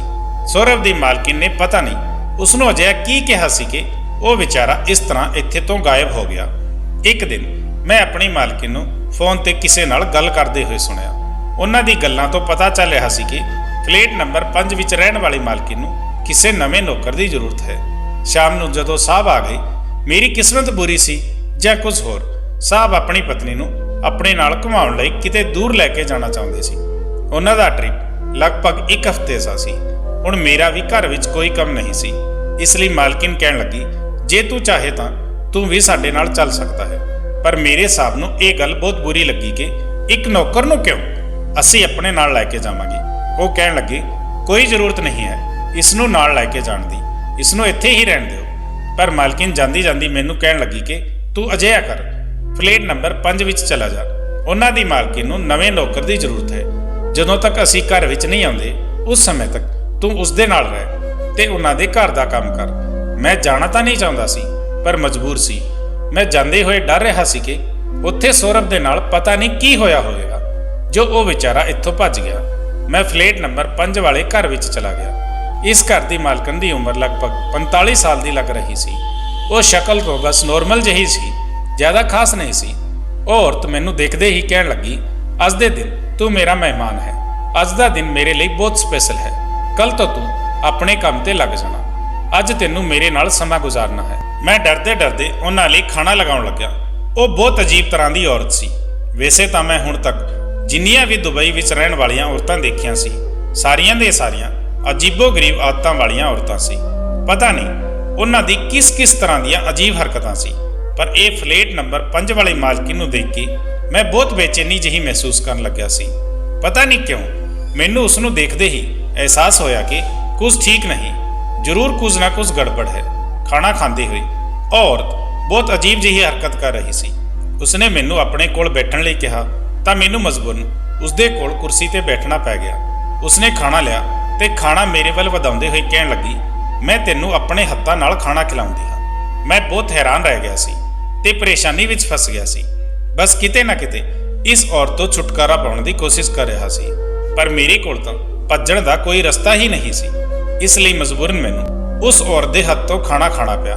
ਨਾਸ਼ਤਾ ਕਰਨ ਤੋਂ ਬਾਅਦ ਮੈਂ ਟੇਬਲ ਤੇ ਰੱਖੇ ਹੋਏ ਬਰਤਨ ਉਠਾਉਣੇ ਚਾਹੇ ਤਾਂ ਵੀ ਉਸਨੇ ਮੈਨੂੰ ਰੋਕ ਦਿੱਤਾ ਤੇ ਕਹਿਣ ਲੱਗੀ, ਮੈਂ ਖੁਦ ਕਰ ਲੈਂਦੀ ਹਾਂ, ਤੂੰ ਅੱਜ ਬਸ ਆਰਾਮ ਕਰ। ਮੈਂ ਅੰਦਰ ਹੀ ਅੰਦਰ ਘੁਟਨ ਮਹਿਸੂਸ ਕਰਨ ਲੱਗਿਆ ਸੀ ਕਿ ਇਹ ਕਿਸ ਤਰ੍ਹਾਂ ਦੀ ਔਰਤ ਹੈ ਜੋ ਨੌਕਰ ਨੂੰ ਆਰਾਮ ਕਰਨ ਲਈ ਕਹਿ ਰਹੀ ਹੈ ਤੇ ਖੁਦ ਸਾਰਾ ਕੰਮ ਕਰ ਰਹੀ ਹੈ। ਮੈਂ ਅਗਲੇ ਦਿਨ ਘਰ ਦਾ ਕੰਮ ਕਰਨਾ ਚਾਹਿਆ ਤਾਂ ਵੀ ਉਸਨੇ ਮੈਨੂੰ ਰੋਕ ਦਿੱਤਾ। ਹੁਣ ਤਾਂ ਮੈਨੂੰ ਉਸ ਔਰਤ ਤੇ ਸ਼ੱਕ ਹੋਣ ਲੱਗਿਆ ਸੀ ਕਿ ਇਹ ਮੇਰੇ ਤੋਂ ਘਰ ਦੇ ਕੰਮ ਕਿਉਂ ਨਹੀਂ ਕਰਵਾ ਰਹੀ ਹੈ ਤੇ ਆਖਰ ਇਸਨੇ ਮੈਨੂੰ ਆਪਣੇ ਘਰ ਵਿੱਚ ਕਿਉਂ ਬੁਲਾਇਆ ਹੈ। ਮੇਰੇ ਕੋਲ ਸੌਰਵ ਦਾ ਨੰਬਰ ਵੀ ਨਹੀਂ ਸੀ, ਨਹੀਂ ਮੈਂ ਉਸਦੇ ਬਾਰੇ ਵਿੱਚ ਉਸ ਨੂੰ ਫੋਨ ਕਰਕੇ ਪੁੱਛ ਲੈਂਦਾ ਕਿ ਉਹ ਇੱਥੋਂ ਕਿਉਂ ਗਿਆ ਸੀ। ਰਾਤ ਨੂੰ ਮੈਂ ਰਸੋਈ ਵਿੱਚ ਖੜਾ ਹੋਇਆ ਪਾਣੀ ਪੀਣ ਲੱਗਿਆ ਤਾਂ ਦੇਖਿਆ ਕਿ ਉਹ ਮੈਡਮ ਕਿਸੇ ਨਾਲ ਵੀਡੀਓ ਕਾਲ ਤੇ ਗੱਲ ਕਰ ਰਹੀ ਸੀ। ਮੈਂ ਬਹੁਤ ਹੈਰਾਨ ਹੁੰਦੇ ਹੋਏ ਅੱਗੇ ਹੋ ਕੇ ਦੇਖਿਆ ਤਾਂ ਹੈਰਾਨ ਰਹਿ ਗਿਆ ਸੀ। ਸਕਰੀਨ ਤੇ ਉਹੀ ਆਟੋ ਵਾਲਾ ਆਦਮੀ ਨਜ਼ਰ ਆ ਰਿਹਾ ਸੀ ਜਿਸ ਨੇ ਮੈਨੂੰ ਇੱਥੇ ਭੇਜਿਆ ਸੀ। ਮੈਂ ਸਾਈਡ ਤੋਂ ਖੜੇ ਹੋ ਕੇ ਗੱਲ ਸੁਣਨ ਦੀ ਕੋਸ਼ਿਸ਼ ਕੀਤੀ ਕਿ ਉਹ ਆਦਮੀ ਕੀ ਗੱਲ ਕਰ ਰਿਹਾ ਹੈ ਤਾਂ ਉਹ ਆਦਮੀ ਕਹਿ ਰਿਹਾ ਸੀ ਕਿ ਮੈਡਮ ਤੁਸੀਂ ਚਿੰਤਾ ਨਾ ਕਰੋ, ਇੱਥੇ ਇੰਡੀਆ ਵਿੱਚ ਬਹੁਤ ਸਾਰੇ ਅਜਿਹੇ ਬੇਵਕੂਫ ਲੋਕ ਹਨ ਜੋ ਵਿਦੇਸ਼ ਜਾ ਕੇ ਕੰਮ ਕਰਨ ਲਈ ਬੇਤਾਬ ਹੋ ਰਹੇ ਹਨ। ਮੈਂ ਜਲਦੀ ਹੀ ਤੁਹਾਡੇ ਲਈ ਕੋਈ ਨਵਾਂ ਸ਼ਿਕਾਰ ਤਲਾਸ਼ ਕਰਦਾ ਹਾਂ। ਹੁਣ ਮੈਨੂੰ ਮਹਿਸੂਸ ਹੋ ਰਿਹਾ ਸੀ ਉਸ ਆਦਮੀ ਨੇ ਜਿਸ ਨੇ ਮੈਨੂੰ ਇੱਥੋਂ ਭੇਜਿਆ ਸੀ ਉਸਨੇ ਮੇਰੀ ਕੋਈ ਮਦਦ ਨਹੀਂ ਕੀਤੀ ਸੀ, ਬਲਕਿ ਉਹ ਤਾਂ ਇੱਥੋਂ ਦੀਆਂ ਔਰਤਾਂ ਦੇ ਲਈ ਕੰਮ ਕਰਦਾ ਸੀ। ਪਰ ਕੀ ਕੰਮ ਕਰਦਾ ਸੀ ਇਹੀ ਤਾਂ ਮੇਰੀ ਸਮਝ ਵਿੱਚ ਨਹੀਂ ਆ ਰਿਹਾ ਸੀ। ਮੈਨੂੰ ਇੱਥੇ ਰਹਿੰਦੇ ਹੋਏ ਪੂਰੇ 4 ਮਹੀਨੇ ਹੋਣ ਵਾਲੇ ਸੀ, ਪਰ ਹੁਣ ਤੱਕ ਮੈਂ ਸੱਚਾਈ ਦਾ ਪਤਾ ਨਹੀਂ ਲਗਾ ਪਾਇਆ ਸੀ। ਇੱਕ ਦਿਨ ਇਸ ਨਵੀਂ ਮਾਲਕਿਨ ਨੇ ਮੈਨੂੰ ਆਪਣੇ ਕੱਪੜੇ ਦਿੱਤੇ ਤੇ ਕਹਿਣ ਲੱਗੀ, ਇਹਨਾਂ ਕੱਪੜਿਆਂ ਨੂੰ ਪਹਿਨ ਲਓ ਤੇ ਚੰਗੀ ਤਰ੍ਹਾਂ ਨਾਲ ਤਿਆਰ ਹੋ ਜਾ, ਅਸੀਂ ਲੋਕ ਬਾਹਰ ਜਾ ਰਹੇ ਹਾਂ। ਮੈਂ ਉੱਦਾਂ ਹੀ ਕੀਤਾ ਜਿਵੇਂ ਉਸ ਔਰਤ ਨੇ ਮੈਨੂੰ ਕਿਹਾ ਸੀ। ਮੈਂ ਖੁਦ ਨੂੰ ਹਾਲਾਤ ਦੇ ਭਰੋਸੇ ਛੱਡ ਦਿੱਤਾ ਕਿ ਜੋ ਹੋਵੇਗਾ ਦੇਖਿਆ ਜਾਵੇਗਾ। ਮੈਂ ਤਿਆਰ ਹੋ ਗਿਆ ਤਾਂ ਮਾਲਕਿਨ ਨੇ ਕਿਹਾ ਕਿ ਮੇਰੇ ਨਾਲ ਕਾਰ ਵਿੱਚ ਆ ਕੇ ਬੈਠ ਜਾ, ਸਾਨੂੰ ਕਿਤੇ ਜਾਣਾ ਹੈ। ਮੈਂ ਉਹਨਾਂ ਦੇ ਨਾਲ ਗੱਡੀ ਵਿੱਚ ਜਾ ਕੇ ਬੈਠ ਗਿਆ। ਉਹ ਕਾਰ ਨੂੰ ਖੁਦ ਚਲਾ ਰਹੀ ਸੀ। ਕਾਰ ਇੱਕ ਵੱਡੇ ਜਿਹੇ ਹੋਟਲ ਦੇ ਕੋਲ ਜਾ ਕੇ ਰੁਕੀ। ਉਹ ਮੈਨੂੰ ਲੈ ਕੇ ਉਸ ਹੋਟਲ ਦੇ ਅੰਦਰ ਚਲੀ ਗਈ। ਹੁਣ ਮੈਨੂੰ ਕੁਝ ਸਮਝ ਆ ਰਿਹਾ ਸੀ ਕਿ ਉਹ ਕੀ ਚਾਹ ਰਹੀ ਹੈ। ਮੇਰੇ ਦਿਮਾਗ ਨੇ ਮੈਨੂੰ ਪਹਿਲਾਂ ਤੋਂ ਹੀ ਸਾਵਧਾਨ ਕਰ ਦਿੱਤਾ ਸੀ ਕਿ ਕੁਝ ਤਾਂ ਗਲਤ ਹੋਣ ਵਾਲਾ ਹੈ, ਇਸ ਲਈ ਮੈਂ ਪਹਿਲਾਂ ਤੋਂ ਹੀ ਇੰਤਜ਼ਾਮ ਕਰਕੇ ਆਇਆ ਸੀ। ਉਸਨੇ ਹੋਟਲ ਵਿੱਚ ਇੱਕ ਕਮਰਾ ਬੁੱਕ ਕੀਤਾ ਤੇ ਅਸੀਂ ਦੋਵੇਂ ਕਮਰੇ ਦੇ ਅੰਦਰ ਚਲੇ ਗਏ। ਉਸਦੇ ਹੋਟਲ ਦੇ ਕਮਰੇ ਦੇ ਅੰਦਰ ਜਾਂਦੇ ਹੀ ਨੀਅਤ ਖਰਾਬ ਹੋਣ ਲੱਗੀ ਸੀ। ਮੈਂ ਸਮਝ ਗਿਆ ਸੀ ਕਿ ਉਹ ਔਰਤ ਮੇਰੇ ਨਾਲ ਗਲਤ ਕੰਮ ਨੂੰ ਅੰਜਾਮ ਦੇਣ ਲਈ ਇੱਥੇ ਲੈ ਕੇ ਆਈ ਹੈ। ਮੈਂ ਅਣਜਾਣ ਬਣਦੇ ਹੋਏ ਪੁੱਛਿਆ, ਮਾਲਕਿਨ ਤੁਸੀਂ ਮੈਨੂੰ ਇੱਥੇ ਕਿਸ ਲਈ ਲੈ ਕੇ ਆਏ ਹੋ? ਤਾਂ ਉਹ ਕਹਿਣ ਲੱਗੀ, ਤੂੰ ਹਾਲੇ ਬੱਚਾ ਹੈ, ਤੂੰ ਨਹੀਂ ਸਮਝ ਸਕਦਾ, ਬਸ ਜਿਵੇਂ ਮੈਂ ਕਹਿੰਦੀ ਹਾਂ ਉਸੇ ਤਰ੍ਹਾਂ ਕਰਦਾ ਜਾ। ਮੈਂ ਕਿਹਾ, ਮੈਂ ਤੁਹਾਡੀ ਗੱਲ ਨੂੰ ਖੂਬ ਸਮਝਦਾ ਹਾਂ, ਪਰ ਇਸ ਤੋਂ ਪਹਿਲਾਂ ਤੁਹਾਨੂੰ ਮੇਰੇ ਕੁਝ ਸਵਾਲਾਂ ਦਾ ਜਵਾਬ ਦੇਣਾ ਹੋਵੇਗਾ। ਉਹ ਕਹਿਣ ਲੱਗੀ, ਠੀਕ ਹੈ, ਪੁੱਛ ਕੀ ਸਵਾਲ ਹੈ? ਕੀ ਪੁੱਛਣਾ ਚਾਹੁੰਦਾ ਹੈ ਤੂੰ ਮੇਰੇ ਤੋਂ? ਮੈਂ ਕਿਹਾ ਕਿ ਸਿਰਫ ਤੁਸੀਂ ਹੀ ਇਸ ਗਲਤ ਕੰਮ ਵਿੱਚ ਸ਼ਾਮਿਲ ਹੋ ਜਾਂ ਫਿਰ ਮੇਰੀ ਮਾਲਕਿਨ ਵੀ ਹੈ, ਜਾਂ ਫਿਰ ਦੁਬਈ ਦੀਆਂ ਸਾਰੀਆਂ ਔਰਤਾਂ ਇੱਕੋ ਜਿਹੀਆਂ ਹੀ ਹੁੰਦੀਆਂ ਹਨ, ਧੋਖੇਬਾਜ਼, ਲੋਕਾਂ ਦਾ ਫਾਇਦਾ ਉਠਾਉਣ ਵਾਲੀਆਂ। ਉਹ ਮੇਰੀ ਗੱਲ ਸੁਣ ਕੇ ਹੱਸਣ ਲੱਗੀ ਤੇ ਕਹਿਣ ਲੱਗੀ, ਤੂੰ ਮੈਨੂੰ ਜੋ ਮਰਜ਼ੀ ਚਾਹੇ ਕਹਿ ਲੈ, ਪਰ ਮੈਂ ਤੇਰੀ ਕਿਸੇ ਗੱਲ ਦਾ ਬੁਰਾ ਨਹੀਂ ਮੰਨੂਗੀ। ਜਿੱਥੋਂ ਤੱਕ ਤੇਰੇ ਸਵਾਲ ਦਾ ਜਵਾਬ ਹੈ ਤਾਂ ਮੈਂ ਤੈਨੂੰ ਦੱਸਣਾ ਚਾਹੁੰਦੀ ਹਾਂ ਕਿ ਸਾਰੀ ਦੀ ਸਾਰੀ ਕਹਾਣੀ ਹੈ ਕਿ ਸਾਡੇ ਇਸ ਪੂਰੇ ਏਰੀਏ ਵਿੱਚ ਜਿੰਨੀਆਂ ਵੀ ਔਰਤਾਂ ਰਹਿੰਦੀਆਂ ਹਨ ਉਹ ਸਾਰੀਆਂ ਦੀਆਂ ਸਾਰੀਆਂ ਜਾਂ ਤਾਂ ਤਲਾਕਸ਼ੁਦਾ ਹੁੰਦੀਆਂ ਹਨ ਜਾਂ ਫਿਰ ਆਪਣੇ ਪਤੀ ਦੀ ਦੂਜੀ ਜਾਂ ਤੀਜੀ ਪਤਨੀ ਹੁੰਦੀ ਹੈ। ਕੁਝ ਆਪਣੇ ਪਤੀ ਦੀਆਂ ਸਤਾਈਆਂ ਹੋਈਆਂ ਹੁੰਦੀਆਂ ਹਨ। ਸਭ ਦੇ ਕੋਲ ਪੈਸਾ ਤਾਂ ਬਹੁਤ ਜ਼ਿਆਦਾ ਹੈ ਕਿਉਂਕਿ ਇੱਥੋਂ ਦੇ ਲੋਕ ਬਹੁਤ ਅਮੀਰ ਹੁੰਦੇ ਹਨ, ਪਰ ਖੁਸ਼ ਰਹਿਣ ਲਈ ਮਰਦ ਨਹੀਂ ਹੈ। ਆਪਣੀ ਫੀਲਿੰਗ ਤੇ ਆਪਣੇ ਅਹਿਸਾਸਾਂ ਦੇ ਹੱਥੋਂ ਮਜਬੂਰ ਹੁੰਦੀਆਂ ਹੋਈਆਂ ਮੇਰੇ ਵਰਗੀਆਂ ਔਰਤਾਂ ਦੇ ਕੋਲ ਇਸ ਗਲਤ ਕੰਮ ਤੋਂ ਇਲਾਵਾ ਹੋਰ ਕੋਈ ਰਸਤਾ ਨਹੀਂ ਹੁੰਦਾ ਕਿ ਅਸੀਂ ਕੋਈ ਦੂਜਾ ਤਰੀਕਾ ਅਪਣਾ ਸਕੀਏ। ਅਸੀਂ ਇੰਡੀਆ ਦੇ ਇੱਕ ਆਦਮੀ ਨਾਲ ਗੱਲ ਕੀਤੀ ਹੋਈ ਹੈ, ਉਸ ਨੂੰ ਆਪਣਾ ਏਜੰਟ ਬਣਾ ਲਿਆ ਹੈ। ਉਹ ਸਾਡੇ ਲਈ ਘੱਟ ਉਮਰ ਦੇ ਮੁੰਡਿਆਂ ਨੂੰ ਅਰੇਂਜ ਕਰਦਾ ਹੈ।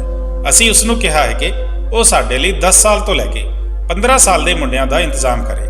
ਜਿੰਨੇ ਮੁੰਡੇ ਉਹ ਭੇਜੇਗਾ ਓਨੇ ਹੀ ਪੈਸੇ ਉਸ ਨੂੰ ਮਿਲਣਗੇ। ਇਨ੍ਹਾਂ ਮੁੰਡਿਆਂ ਨੂੰ ਕੰਮ ਤੇ ਰੱਖਣ ਦੇ ਬਹਾਨੇ ਅਸੀਂ ਦੁਬਈ ਦੀਆਂ ਔਰਤਾਂ ਆਪਣੀ ਹਵਸ ਮਿਟਾ ਲੈਂਦੀਆਂ ਹਾਂ। ਉੱਦਾਂ ਹੀ ਜਿਵੇਂ ਅੱਜ ਮੈਂ ਤੇਰੇ ਨਾਲ ਇੱਥੇ ਕਰਨਾ ਚਾਹੁੰਦੀ ਹਾਂ। ਮੈਂ ਕਿਹਾ, ਤੁਸੀਂ ਸੌਰਵ ਨਾਲ ਅਜਿਹਾ ਕੀ ਕੀਤਾ ਸੀ ਜਿਸ ਦੀ ਵਜ੍ਹਾ ਨਾਲ ਉਸ ਨੂੰ ਇੱਥੋਂ ਭੱਜਣਾ ਪਿਆ? ਉਹ ਔਰਤ ਕਹਿਣ ਲੱਗੀ, ਉਹ ਮੈਨੂੰ ਬਹੁਤ ਚੰਗਾ ਲੱਗਦਾ ਸੀ, ਪਰ ਉਹ ਮੇਰੇ ਸਾਹਮਣੇ ਨਜ਼ਰ ਤੱਕ ਨਹੀਂ ਉਠਾਉਂਦਾ ਸੀ। ਉਸਨੇ ਮੈਨੂੰ ਧਿਆਨ ਨਾਲ ਦੇਖਿਆ ਤੱਕ ਨਹੀਂ ਸੀ। ਮੈਂ ਉਸ ਲਈ ਇੰਨੀ ਚੰਗੀ ਤਰ੍ਹਾਂ ਨਾਲ ਤਿਆਰ ਹੋਇਆ ਕਰਦੀ ਸੀ। ਇੱਕ ਦਿਨ ਮੇਰੀ ਇੱਕ ਦੋਸਤ ਘਰ ਵਿੱਚ ਆਈ ਤਾਂ ਉਸ ਨੂੰ ਸੌਰਵ ਬਹੁਤ ਪਸੰਦ ਆਇਆ ਤੇ ਉਸ ਨੂੰ ਕਿਹਾ ਕਿ ਉਹ ਅੱਜ ਰਾਤ ਮੇਰੇ ਘਰ ਵਿੱਚ ਹੀ ਸੌਰਵ ਦੇ ਨਾਲ ਰਾਤ ਗੁਜ਼ਾਰਨਾ ਚਾਹੁੰਦੀ ਹੈ।